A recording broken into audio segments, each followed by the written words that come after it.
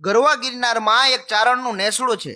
એમ કહેવાય કે નાગા બાવાની જમાત નીકળે અને એમાં વધારે પડતી ભાંગ અને ગાંજો પી ગયેલા એક સાધુ છે. ગરવા ગિરનારની ગોદમાંથી જય ગિરનારી કરતા કરતા આ બાવાની જમાત નીકળે. હિંગોળ નદીમાંથી નીકળેલા આ સાધુ છે. માં હિંગળાજને ભજવા વાળા આ સાધુ છે. એમાં એમ કહેવાય કે આ સાધુ નીકળ્યા છે અને સારણનો નેસડો જોયો. સવારના પહોરમાં નીકળ્યા છે અને ગાયું દોવાતી હતી. અમુકને ત્યાં છાશુના વલોણા હાલતા હતા. ત્યાં સાધુ બાવા આવ્યા અને કહ્યું કે જય ગિરનારી. સાધુ આવીને ઊભા રહ્યા છે. સાધુને જોઈને ચારણિયાણીએ કહ્યું કે શું જોઈએ છે ભિક્ષામાં? એટલે અઘોરી બાવા બોલ્યા કે દહીં ચાહીએ, અમે દહીં પીવું છે અમારે. એમ સાહેબ, એમ કહેવાય કે આ નાગા બાવાને મગજમાં ગાંજો ચડી ગયો હતો. અઘોરી બાવા બલુચિસ્તાનમાંથી હિંગોળ નદીમાંથી આવેલા અને માં હિંગળાજના ઉપાસક હતા.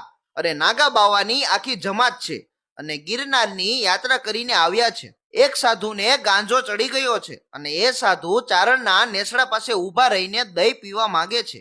અને ત્યારે ચારણિયાણીએ સાકરનો ખોબો ભરીને દહીંમાં નાખ્યો અને તાહળી ભરી અને કહ્યું કે લ્યો સાધુ, દહીં પીવો. અરે અમારે આંગણે સાધુ ક્યાંથી, સંત ક્યાંથી? જેટલું પીવું હોય એટલું દહીં પીવડાવશું. ઊભા ઊભા એમ કહેવાય કે સાધુ દહીં પીવે છે. આખી તાહળી ભરીને સાધુ દહીં પી ગયા અને એમ કહેવાય કે દહીં પીતા જ સાધુ બાવાના મગજના તાર ખુલવા લાગ્યા. દહીં પી લીધા પછી સાધુ થોડીક વાર બેઠા અને પછી નીકળવા ટાણે કહ્યું કે માં જગદંબા માડી, કુછ ચાહીએ તો માંગ લે. એટલે સાધુ કંઈ કહે છે કે તારે જે જોતું હોય તે માંગી લે. ત્યારે ચારણિયાણીએ કહ્યું કે અમારે કોઈ જાતની કમી નથી બાપુ. માં લોબળિયાળીની અમારા પર કૃપા છે. 150 ભેંસો છે અને 50 ગાયું છે.